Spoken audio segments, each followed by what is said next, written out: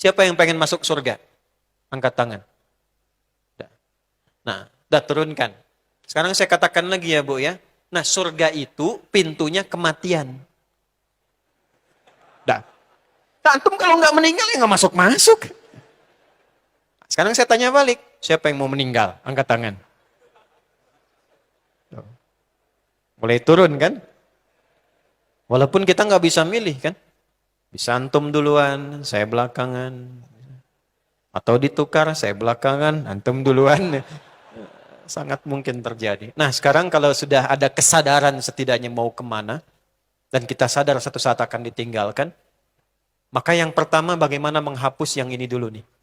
Yang salah. Inilah bijak dan sempurnanya rahmat Allah kepada setiap hambanya. Ingat baik-baik ini ya. Dan ini menjadi hal yang sekarang saya sering viralkan. Allah itu saking rahmannya kepada hambanya. Itu selalu melihat hambanya dengan tatapan rahmat. Karena yang dilihat hambanya dengan rahmat, maka diberi peluang untuk selalu mendapatkan hak kesolehannya sampai ujung nyawanya di kerongkongan. Ingat itu. Jadi dari sini Allah selalu memberi kesempatan pada setiap hamba untuk berubah jadi baik. Sampai nyawa di kerongkongan. Anda kenal Fir'aun? Ayo bilang kenal. Baca dalam referensi manapun, silahkan cek. Mau referensinya Yahudi, referensinya Nasrani, referensi kita di Muslim, ya, silahkan cek. Sudah diviralkan semuka bumi, termasuk orang yang paling kontroversial dan memiliki perilaku penyimpangan yang sangat luar biasa dahsyat, itu Fir'aun. Ngaku Tuhan. Ana rabbukumul a'la. Saya Tuhan kalian yang paling hebat. Hobi bunuh orang. Ya, maaf. Perempuan dibiarkan, laki-laki lahir dieksekusi. Perhatikan cara mengeksekusinya.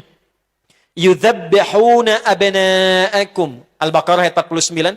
Itu kalau lahir laki-laki, jadi ada intel yang menunggui setiap ibu yang mengandung. Kalau lahir laki-laki, itu langsung dibawa dari hadapan ibu yang baru melahirkannya, dilempar anaknya ke tanah, digorok berulang-ulang di hadapan ibu yang baru melahirkannya. Itu dzabbaha, menggorok berulang-ulang dengan menjatuhkan terlebih dahulu Fir'aun. Tapi perhatikan, sepanjang masih punya kehidupan dan nyawanya belum sampai ke kerongkongan, yang paling luar biasa masih diberikan haknya dengan keadilan Allah Subhanahu wa taala. Bahkan ditugaskan dua nabi sekaligus, Musa dan Harun. Buka Quran surah 20 Thaha ayat 43 sampai 44. Idhhaba ila fir'auna innahu tagha faqula lahu qawlan layyina la'allahu yatadhakkaru aw yakhsha. Musa dan Harun, pergilah sekarang engkau berangkat dakwahi Fir'aun. Bukan untuk menurunkan dia dari kekuasaannya, enggak ada. Enggak dikenal kudeta, tidak.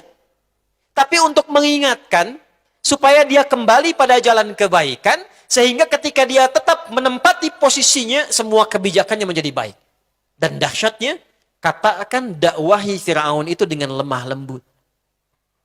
Mungkin dengan kelembutan, kata-kata yang baik itu, dia menjadi turun kerasnya, sadar dia, ingat Allah, berubah lebih baik. Selevel Fir'aun masih ditatap dengan pandangan rahmat. Nah, kita yang bukan Tuhan, kita yang makhluk diciptakan oleh Allah, dan ditugaskan dalam Al-Quran meneladani sifat-sifat Ar-Rahman itu, ini yang pertama ditampilkan oleh Al-Quran.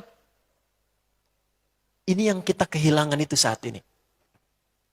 Kok bisa saling mencela? Padahal mengajinya Quran yang sama. Kok bisa merendahkan? Kok bisa tidak memberi harapan?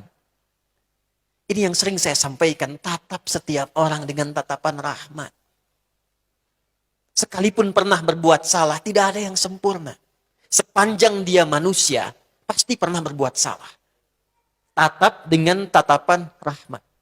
Semua orang yang pernah hidup, pernah berbuat salah, selalu punya kesempatan kembali menjadi saleh.